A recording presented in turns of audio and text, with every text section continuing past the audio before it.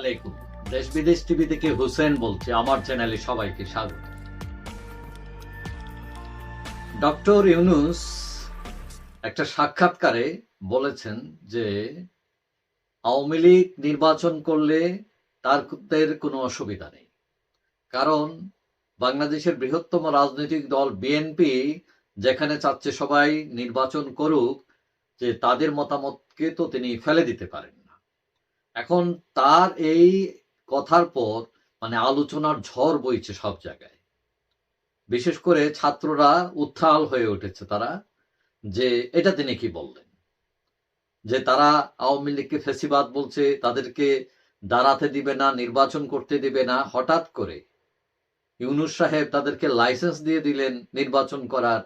এখন তারা পাল্টা হুমকি দিচ্ছে যে পাল্টা সরকার গঠন করবে ইফ নেসেসারি, যদি প্রয়োজন হয়।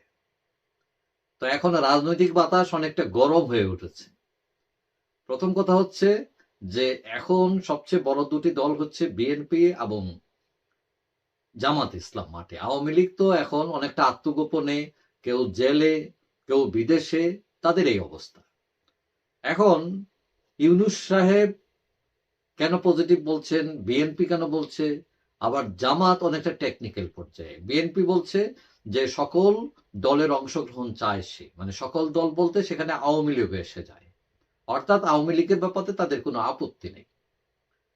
আর জামাত যেটা বলছে, সেটা জামাতের আমি বলছেন যে 2014 থেকে 24 পর্যন্ত যে নির্বাচন হয়েছে, ওই নির্বাচন বোঝা গেছে যে আওয়ামী লীগ নির্বাচন চায় না, তারা চায় ক্ষমতা। এখন তাদের উপর যদি জোর করে নির্বাচন চাপিয়ে দেওয়া হয়, তাহলে এটা জুলুম করা হয়ে যায়। তিনি অনেকটা টেকনিক্যালি মার দিচ্ছেন তাদেরকে, এবং তিনি এটাও বলছেন যে বারবার ফেসিস্ট বলাটা ঠিক নয়, তিনি পছন্দ করেন না। কারণ কেউ অপরাধ করলে তাকে বারবার আঙ্গুল তুলে বলতে হয় না, মানে কারণ তিনি হয়তো একদিন শুদ্ধ হয়ে আসতে পারেন, তার সেই স্কোপ হয়তো আছে। অর্থাৎ তার বিষয়টা হচ্ছে তারা অনেকটা টেকনিকে যে মানুষের উপর ছেড়ে দিছে, এই টাইপের কিছু, তাদের কোনো আপত্তিও নেই। কিন্তু এই যে ছাত্ররা, তারা বিরোধিতা করছে, তারা এখন চ্যালেঞ্জ দিচ্ছে।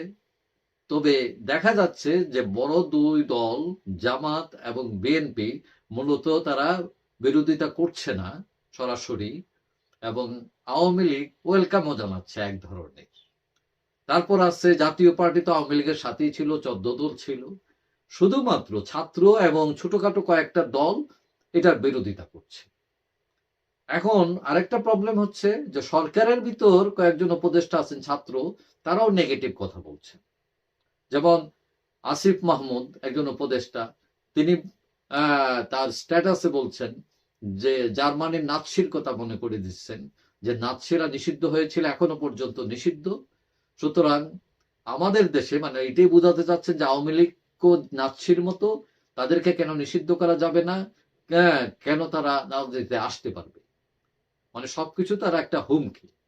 এখন এখানে মজার বিষয় হচ্ছে যে আমাদের দেশের রাজনীতির মধ্যে সেনাবাহিনী যদি অংশ না রাজনীতির, কিন্তু সেনাবাহিনী একটা ফ্যাক্টর, কিন্তু সেনাবাহিনী এই ক্ষেত্রে খুব নীরব।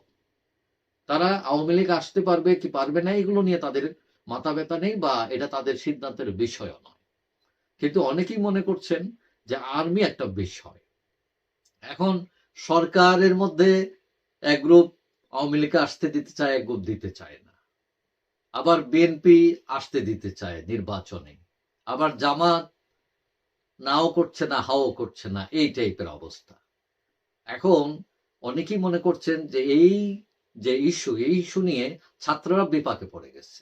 কারণ তারা চাচ্ছে না যে আওয়ামী লীগ আসুক, কিন্তু সরকার চাচ্ছে, বিএনপি দল চাচ্ছে, বড় শক্তিগুলো মোটামুটি বাধা দিচ্ছে না।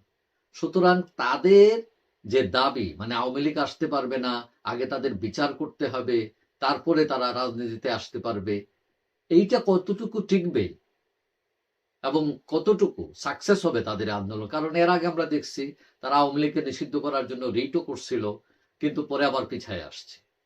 হ্যাঁ, জাতীয় পার্টির বিরুদ্ধে খেপছে যে জাতীয় পার্টিকে দাঁড়াতে দেবে না, এই করবে সেই করবে। এখন জাতীয় পার্টির রংপুরে তারাও পাল্টা হুমকি দিচ্ছে। এখন ছাত্ররা জোর করে কিছু কাজ করে ফেলছে, যেমন বিচারপতিদেরকে ছুটিতে পাঠানো বাধ্য করছে তারা, তারপরে প্রেসিডেন্টকে অপসারণ করতে চাইছে, এখানে ব্যর্থ হয়েছে। তো এখন সবকিছু মিলিয়ে বোঝা যাচ্ছে যে সরকারের ভিতর প্রবলেম তৈরি হয়েছে, দুই পক্ষ তৈরি হয়েছে, এবং যারা বিএনপি তাদেরকে তারা বন্ধু ভাবছিল, মনে করছিল তারা যেটা বলবে বিএনপি সেটা মানবে বা মানতে বাধ্য, কিন্তু বিএনপি সেটা করছে না। কেন করছে না? কারণ এটা সবাই আমরা জানি যে আওয়ামী লীগ ছাড়া যদি নির্বাচন করে সরকার করতে পারবে, কিন্তু সেটা গ্রহণযোগ্য হবে না। ওই যে আগে আওয়ামী লীগ যেরকম একতরফা নির্বাচন করে ফেলছিল, ব্যাপারটা সেরকমই হবে।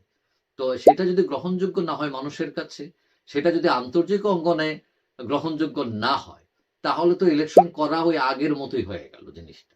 তো অনেকেই মনে করছেন যে ছাত্ররা এটা নিয়ে বিপাকে আছে, এবং তারা যতই লাফাক না কেন আওয়ামী লীগ শেষ পর্যন্ত নির্বাচনে যাবে, এবং এই ছাত্ররা খুব একটা কিছু করতে পারবে না। ওই হই হই চিল্লাচিল্লি করবে, পাল্টা সরকারের হুমকি দিচ্ছে। মানে সরকার একটা আপনি করতেই পারেন, কিন্তু পাবলিক সেটা মানতেছে কিনা, সেনাবাহিনী তোমার সাথে আছে কিনা, এগুলো তো বলছে, মানে ক্যালকুলেশন আছে অনেক। যাই হোক, সবাই ভালো থাকবেন। আশা করি দেখা হবে অন্য কোনো ভিডিওতে ইনশাআল্লাহ।